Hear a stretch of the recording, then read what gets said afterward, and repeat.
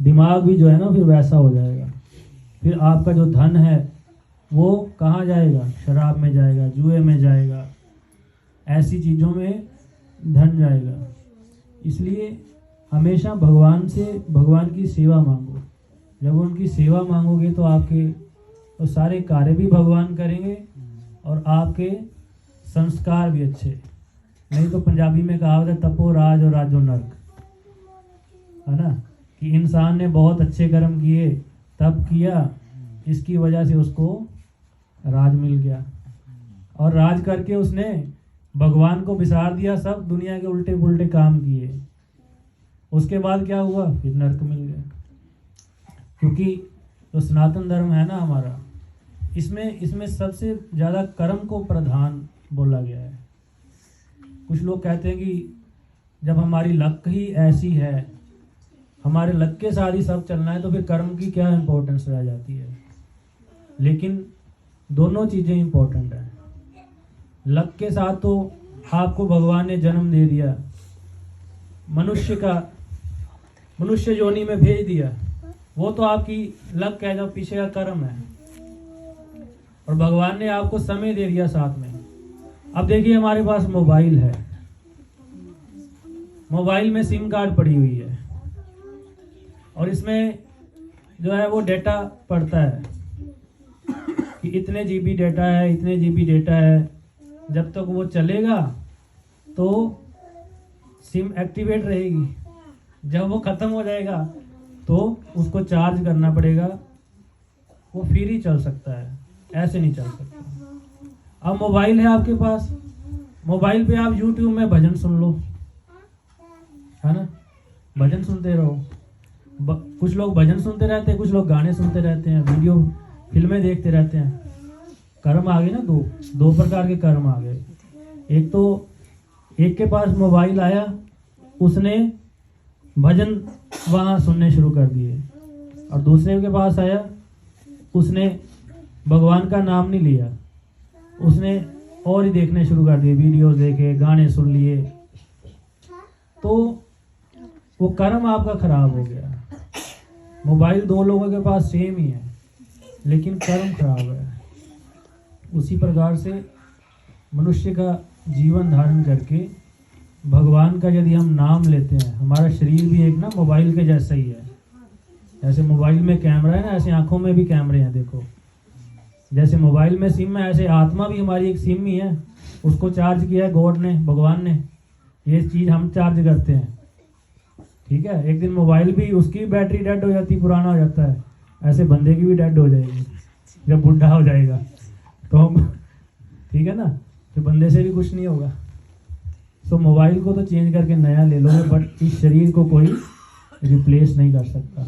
ये जो समय भगवान ने दिया, ये बहुत लिमिटेड है। तो इसलिए मन को इधर उधर भटके, उसको ला करके भगवान के चरणों में। तो मन को कैसे, एक बंदा था, तो राजा था वो, उसके पास एक बकरी थी। वो जितना भी चारा बकरी को खिलाता था, बकरी का पेट ही नहीं भरता था। खिला खिला के तंग आ गया वो, बकरी फिर भूखी।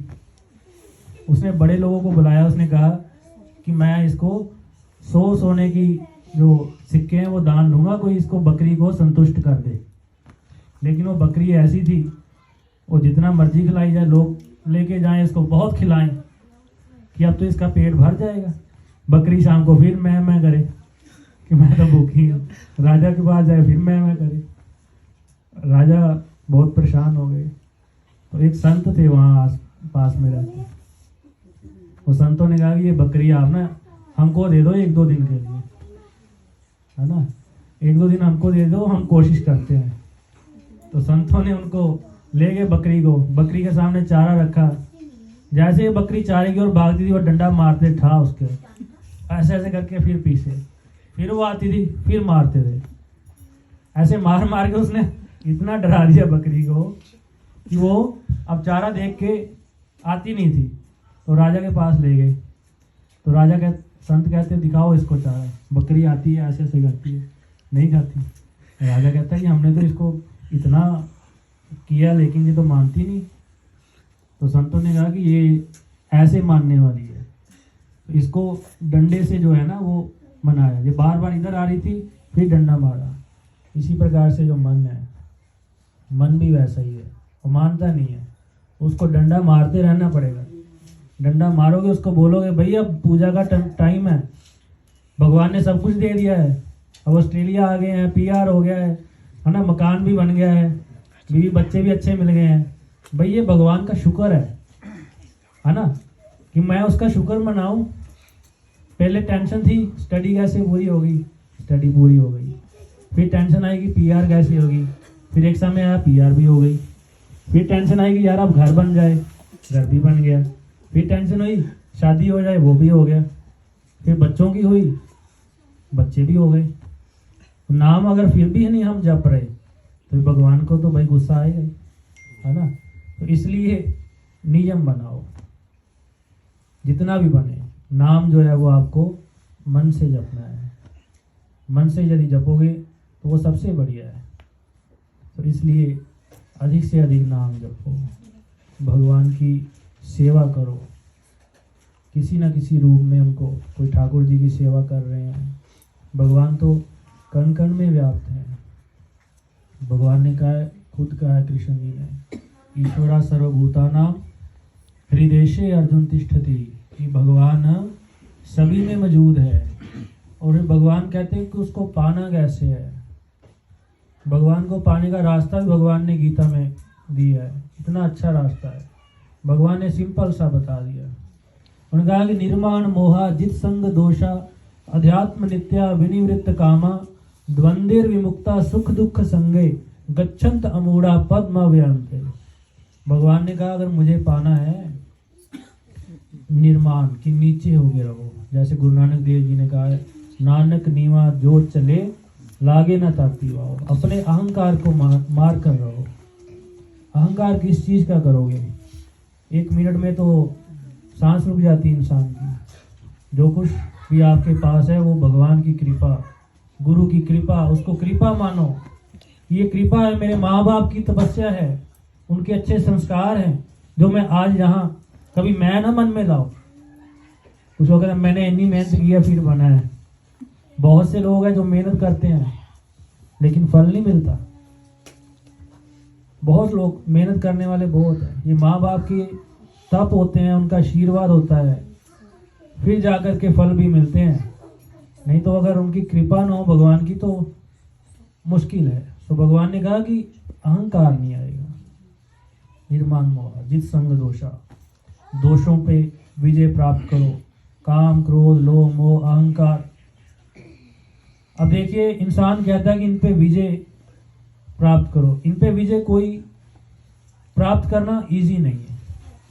तो भगवान ने भी कहीं ये नहीं कहा कि इनको बिल्कुल ही त्याग दो, क्योंकि ये सब भगवान के द्वारा ही बनाए हुए हैं। लेकिन भगवान ने साथ में नियम भी दिए हैं। किसी भी चीज का भगवान ने नियम दिया है। काम क्रोध लोभ ये सब चीजें ना हो तो सृष्टि भी रुक जाए। लेकिन अगर नियमित मात्रा में, अगर भगवान के बनाए हुए नियम से इनको भक्तों की तरह भोगोगे संतोष से, तो आपका कल्याण कर देंगे। लेकिन यदि रावण की तरह भोगोगे, यदि संतोष नहीं होगा, तो ये आपको नीचे गिरा देंगे। तो इसलिए इन पे विजय मतलब कि कंट्रोल, इनके सेवक नहीं बनना है, इनको अपना दास बनाना है। सो जित संग दोषा अध्यात्म नित्या, रोज कोई अच्छी बुक्स पढ़ो, गीता रामायण पढ़ो।